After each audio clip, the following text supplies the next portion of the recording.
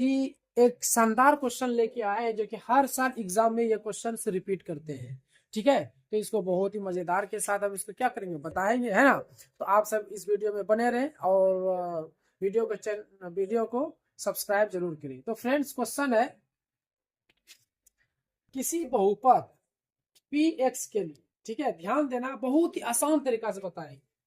तो किसी बहुपद पी एक्स के लिए y बराबर पी एक्स का ग्राफ नीचे आकृति 2.10 में दिया है। फ्रेंड्स, ये सब जो आकृति दिया गया है वही वही ये लाइन में बोला गया है। ठीक है, जितना आकृति यहाँ पर दिख रहा है, 1 आकृति, 2 आकृति, 3 आकृति, 4 आकृति, 5 आकृति, 6 आकृति, है ना।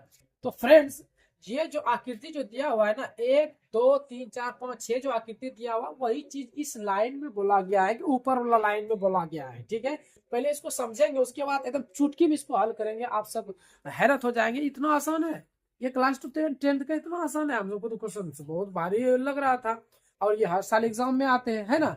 तो आप सब बने रहे। तो ये है किसी बहुपद पी एक्स के लिए, ये बहुपद है, जितना ये क्वेश्चन है ये बहुपद चैप्टर्स का लिया गया है। और y बराबर पी एक्स का ग्राफ नीचे आकृति 2.10 में दिया गया है। ठीक है, तो ये आकृति 2.10 में आप यहाँ पर देख सकते हैं। इस चैप्टर का नाम है बहुपद, और यहाँ पर प्रश्नावली जो है, यहाँ पर प्रश्नावली देखिए, प्रश्नावली है 2.1, आकृति यहाँ पर देखो लिखा हुआ आकृति 2.10। तो ये 6 आकृति दिया गया था।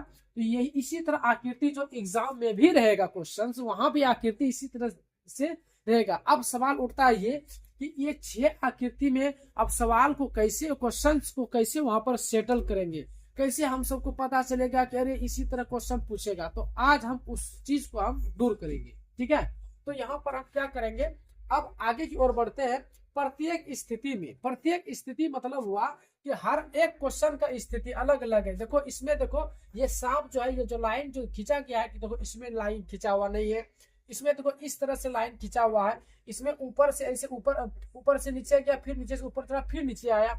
इसमें देखो यू आकृति दिया गया है, और इसमें एम आकृति दिया गया। इसमें देखो एक यहाँ टच किया, फिर ऊपर गया, फिर ऐसे टच किया। मतलब प्रत्येक स्थिति में, मतलब अलग अलग स्थिति में क्या बोला गया है। ठीक है, तो यहाँ पर प्रत्येक स्थिति में पी एक्स के शून्यंकों की संख्या ज्ञात कीजिए, मतलब सबका शून्यंकों की संख्या ज्ञात करना है। तो फ्रेंड्स, अब उस लाइन को बताने वाले हैं, आप सब ध्यान से देखेंगे। क्वेश्चंस जो आप सबका आएंगे, यहाँ ये जो लाइन दिया गया, पी एक्स के शून्यंकों की संख्या ज्ञात कीजिए, ये इसको पकड़ना आपको बहुत ही जरूरी है। ठीक है, तो पी एक्स के शून्यंकों की संख्या ज्ञात कीजिए। अब पी एक्स की शून्यंकों की संख्या के मतलब क्या हुआ फ्रेंड्स? पी एक्स के मतलब जो होता है, आप यहाँ पर देखिए, पी एक्स के मतलब क्या होता है, पी से होता है पोलिनोमियल। ठीक है, जो कि चैप्टर का नाम ही है। इसको हम हिंदी में क्या कहते हैं, बहुपद कहते हैं। अब एक्स क्या है, एक्स जो है फ्रेंड्स, यहाँ पर आप देख रहे हैं कि ये एक चित्र जो आकृति जो दिया गया है, ये वाई का आकृति है, और ये किसका आकृति, एक्स का आकृति है। तो फ्रेंड्स, हम यहाँ पर जानेंगे कि यहाँ पर जो क्वेश्चन जो बोला गया था, पी एक्स का जो मान निकालने के लिए बोला था, यहाँ पर हमको वाई को देखना ही नहीं है। वाई क्या दिया है नहीं दिया है, हमको उससे कोई लेना देना नहीं है, क्योंकि क्वेश्चन में यहाँ पर बोला है कि पी एक्स, एक्स बोला है, इसमें क्या बोला है, एक्स बोला है। तो एक्स जो है, यहाँ पर देखो, ये एक्स वाला रेखा, यहाँ पर एक्स का, इसको बोलते हैं हम क्षैतिज रेखा। तो क्षैतिज रेखा जो दिया गया है, ये एक्स रेखा है। इसी रेखा को हमको क्या करना है, ज्ञात करना है। ठीक है, अब सब में देखो दिया गया है एक्स रेखा, ये एक्स रेखा है, इसको हम बोलते हैं क्षैतिज रेखा। तो यहाँ पर आंसर निकालना है क्या, पी एक्स का आंसर निकालना, ना कि वाई का। वाई का नहीं बोला गया, यहाँ पर बोला पी एक्स का। क्या बोला है, पी एक्स के शून्यंकों की संख्या ज्ञात कीजिए। इसका मतलब हमको पी एक्स को देखना है, वाई को हमको देखना नहीं है। तो यहाँ पर दिया गया है एक्स, तो इसको हम क्या करेंगे, आपको अभी हम इसको पेंडिंग में रखते हैं। क्यों पेंडिंग में रखेंगे, आप यहाँ पर देखेंगे प्रश्न 2 में। देखो 2 में आकृति में जो दिया गया है, यहाँ पर जो ये लाइन खींचा, यहाँ पर जो चित्र जो सब में चित्र सेम है, फर्क इसमें इतना है, ये जो रेखा जो गया, रेखा जो ये खींचा गया है, और इसमें जो रेखा खींचा गया, इसका खेल है।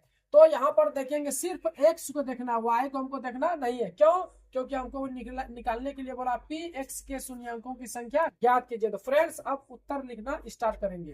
तो यहाँ पर देखो एक्स रेखा को देखना है, वाई को रेखा को नहीं देखना है। एक्स रेखा क्या दिया गया है कि इसमें देखो एक्स वाला रेखा में ये जो एक मान के चलो, हम सब मान के चलेंगे ये एक सांप है, ठीक है। तो ये वाला सांप जैसे यहाँ से चलना स्टार्ट किया, एक्स वाला रेखा को के बार टच किया है, यहाँ से लेकर के यहाँ तक एक्स रेखा है।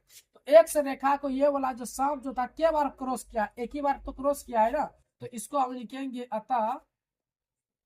अतः पी एक्स इक्वल टू कितना बार टच किया है, देखो ये वाला एक्स वाला जो रेखा है इसमें कितना बार टच किया है, एक ही बार तो टच किया है ना। ये वाई का क्वेश्चन से नहीं बोले, वाई निकालने नहीं बोला है, एक्स निकालने के लिए बोला है। तो एक्स वाला जो रेखा, ये वाला जो रेखा है, ये जो सांप जो भागा है के बार टच किया, एक बार किया है, इसलिए हम यहाँ पर अतः पी एक्स बराबर एक, ये आंसर हो गया, ठीक है।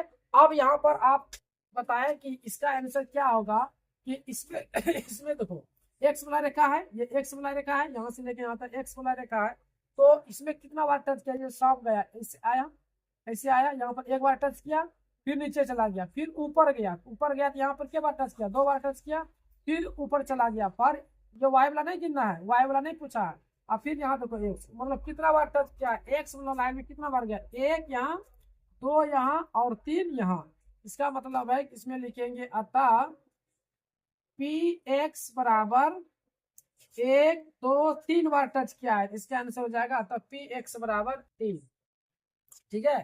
अब यहाँ पर क्या करेंगे, यहाँ पर यू आकृति का दिया गया है, तो इसका आंसर देखो कितना होगा, ये एक्स वाला रेखा पे के बार देखो पार किया है, ऐसे यू आकृति का गया है, तो देखो एक ये पार किया, एक ये दो, अतः पी एक्स बराबर कितना हो जाएगा, इसमें ऊपर हो गया, इसको नीचे करते, अतः पी एक्स बराबर क्या हो जाएगा, 2 हो गया, ये आंसर हो गया। अब यहाँ फ्रेंड्स यहाँ पर देखो एम आकृति कर दिया गया है, ठीक है, इसका आकृति का एम आकृति का। तो यहाँ पर देखेंगे फ्रेंड्स, ये जो रेखा है के बार पार किया है, ये एक्स वाला रेखा हम के बार पार किया है, ये सब एक यहाँ पार किया, एक यहाँ, एक दो तीन, यहाँ एक 4 और यहाँ एक 5, ठीक है।